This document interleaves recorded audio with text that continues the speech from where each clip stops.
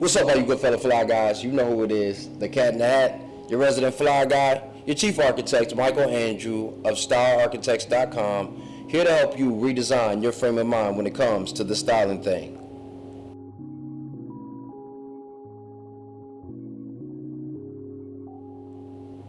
And welcome to another Discourse in Dress, another expression for your ensemble, and some signage for your style. Today we are going to be talking about 3 misconceptions that are in menswear that are probably keeping you from making sure that you are dressing yourself with the best of yourself. Now, the reason why we're having this conversation is because nowadays you have so much access to information that it can be overwhelming and it can be a little bit intimidating. And because of that, you may not be able to fully implement all of this information that you're taking in to your own life and into your own wardrobe. And part of that is because of some of these misconceptions. These misconceptions could either be intentional because guys are getting kickbacks from the companies that they are endorsing, or it could just be because they're misinformed.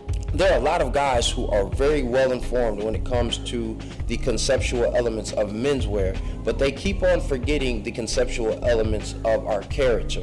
That each character in each story is never the same. Even though they may have similarities, there are differences. And because of that, it can be misguiding in helping you in the development of your own character. So I'm just going to give you 3 different aspects of why these are misconceptions, and then how you can find solutions for yourself in that space. So the first misconception in menswear is that everything is for everybody. I can't tell you how many videos I look at, how many magazines I read that tell guys that these are the 5 things that every guy should have.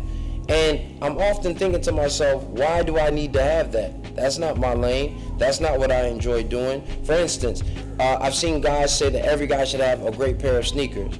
Now, that there's truth in that if I'm working out or if I'm a person who's active, but those great pair of sneakers don't need to be fashionable. They don't need to be designer. They could be some ASICs if I'm just running all the time.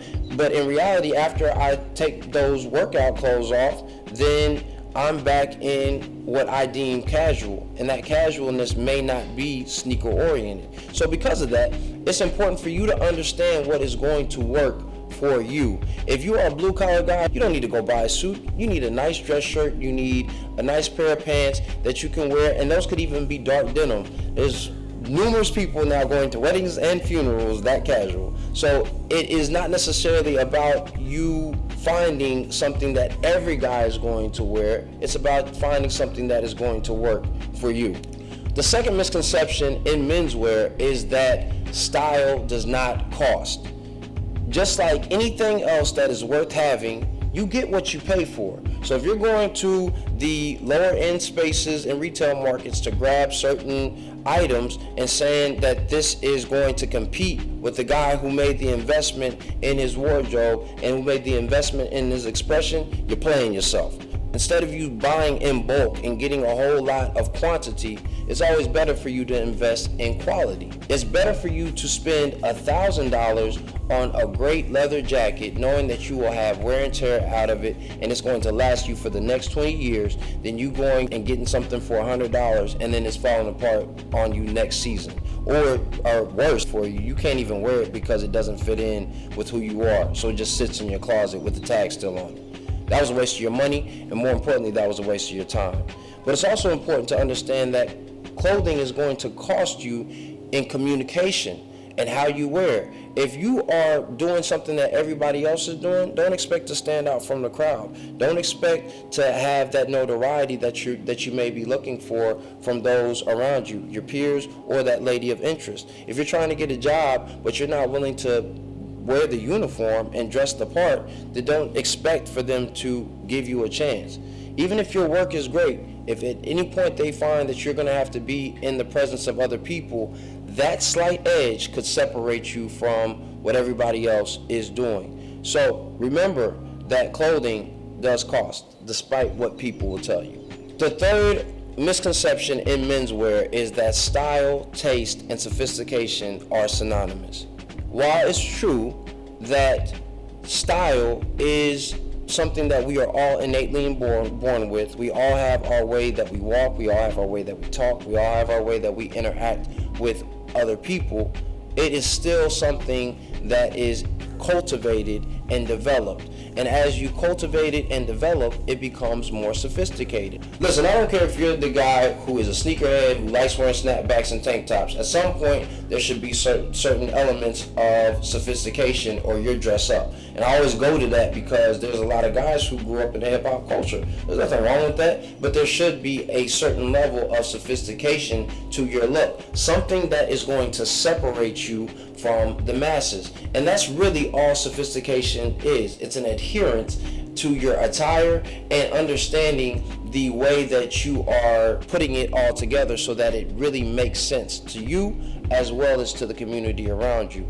When you're first developing your style, I get it, it's usually all over the place. And that's because you don't really know what you want to say. But as you continue to develop and refine what that is going to look like, then you should start seeing certain pauses, those little subtle elements that are going to separate you from everybody else. And like they say, God and or the devil lie in the details. The second aspect of this is going to be when you move into the sophisticated space, now it's about you understanding your setting.